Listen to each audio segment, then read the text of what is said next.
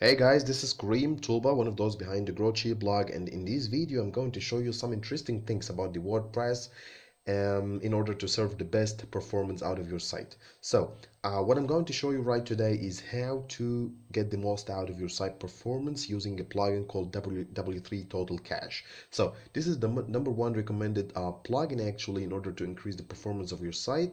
And over here, I'm going to show you how to do the settings and configurations to get the most out of it.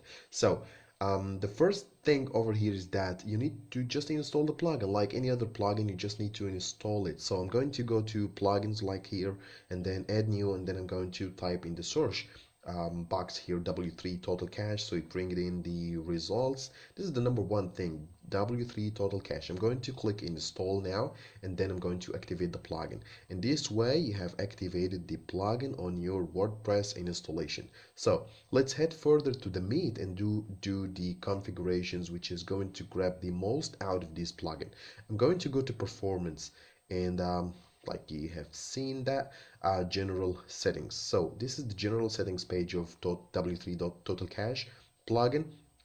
So I'm going to activate four things over here. The page cache enable. Okay, I'm going to enable that, and then I'm going to choose desk enhance. So this is really important. Okay, Minify thing, I'm going to enable that and change the minify mode to auto, and then I'm going to choose the method to desk. Then I'm going to scroll down to database cache, and then I'm going to enable that, and then I'm going to choose database cache method to desk. Okay.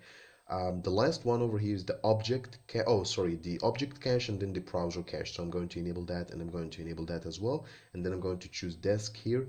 And after doing all these settings, I'm going to make sure to click over here, save all settings, in order to get this stored and functioning. Okay, so you click on that button.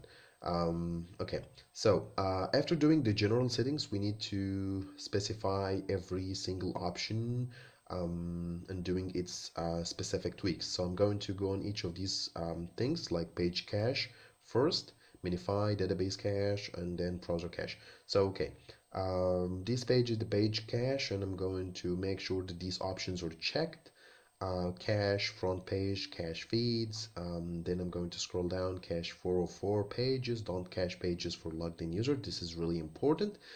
And then I'm going to make sure to save all settings in order to get the whole thing stored. Okay, then I'm going to scroll down, choose the minify options, and then I'm going to make sure that rewrite URL structure is enabled as well, and then I'm going to click save all settings. Okay, then I'm going to scroll down for the database cache. Okay, like that. And then I'm going to make sure that do not cache queries for logged in users.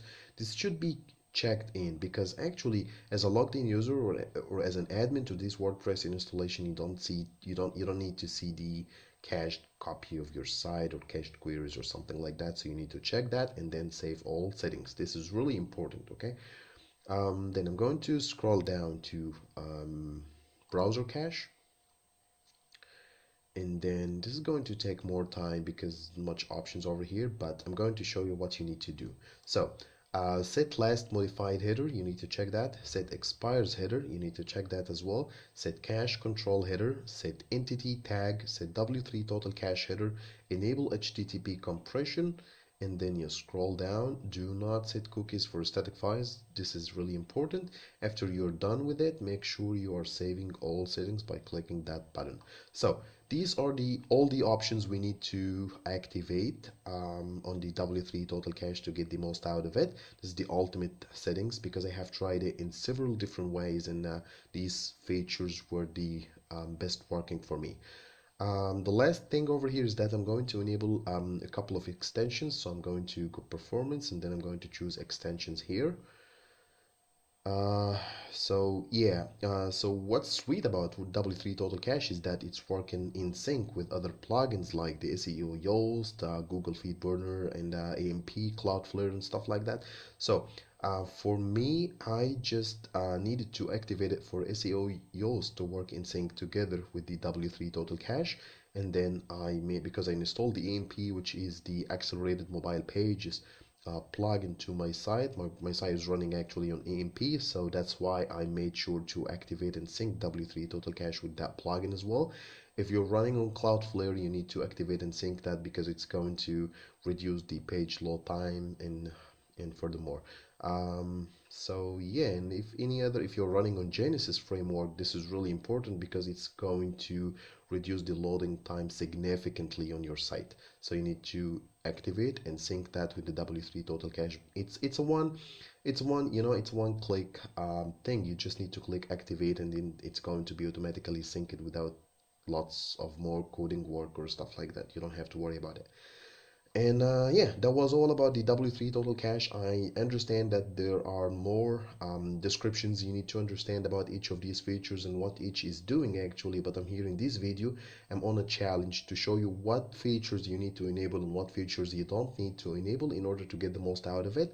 And on my blog, GrowCheap, you're going to find more information about the W3 Total Cache and what each of these features is really doing. Okay. One last thing to show you over here. After doing these settings I showed you, so I ran a test over the tools pingdom tool, and it gave in these results, which is really great. So my page size is 2 megabyte, which is really high, and my loading time is coming out at 187 seconds, which is really great in comparison to the page size. 2 megabytes, it's too huge. I understand that I need to work on it, and this is what I'm going to show you in next videos, but for this loading time, for that page size, it's really good. um, Yep, and it was like a proof that these settings are working. That's it all. Thank you very much for watching the video. Make sure you're subscribing to the channel and make sure you're visiting my site www.grow.cheap, and you're going to find the best things about WordPress in order to get the most out of it and in order to turn your blogging career into a money-making machine. Thank you very much again for watching and have a good one. Thank you.